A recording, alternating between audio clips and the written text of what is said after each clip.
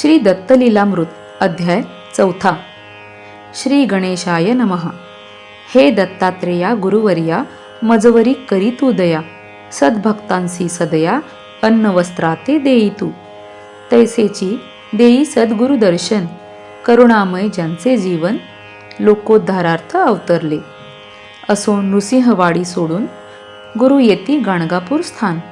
भीमा अमरजा संगम पाहून तप करीती ते त्या स्थळी. तेथे महिमा होई अमित, दर्शना येती अनेक भक्त.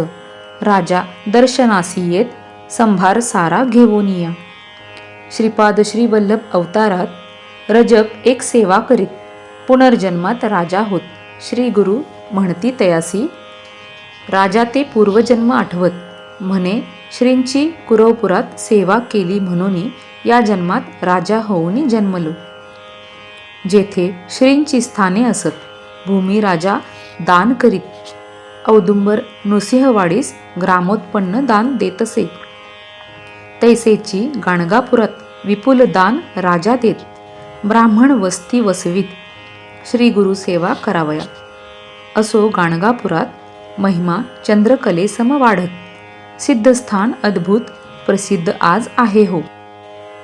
रोगी आणि व्याधीग्रस्त, तैसेची विविध समस्याग्रस्त.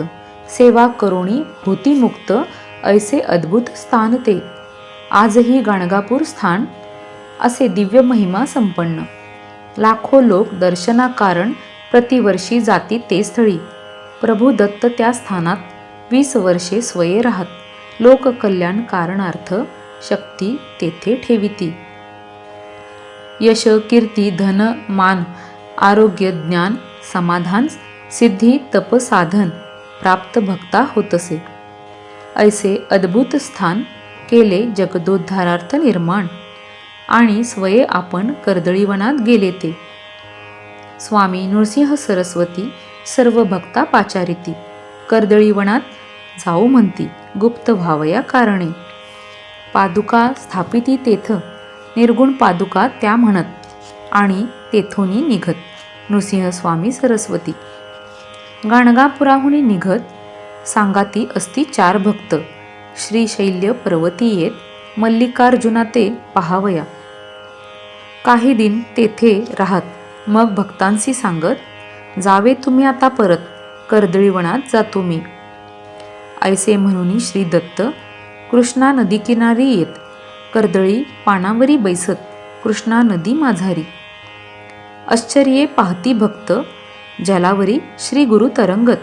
पानावरी बैसोनी जात पैल तीरासी श्री स्वामी. कर्दळी पर्णी बैसोनी तरंगत जाती कृष्णे मधुनी. पैल तीरा जावोनी हात दाविती भक्तांना. 2 पावले पुढे जात आणि पहा होती गुप्त. ऐसी लीला अद्भुत भक्त विस्मये पाहती. श्री दत्तलीलामृत ग्रंथ 4 अध्याय पूर्ण होत. पुढील अध्यायी सांगत लीला आणिक तुम्हासी. अध्याय 4 समाप्त. ओवी संख्या 23. श्री दत्तात्रेय चरणी समर्पित.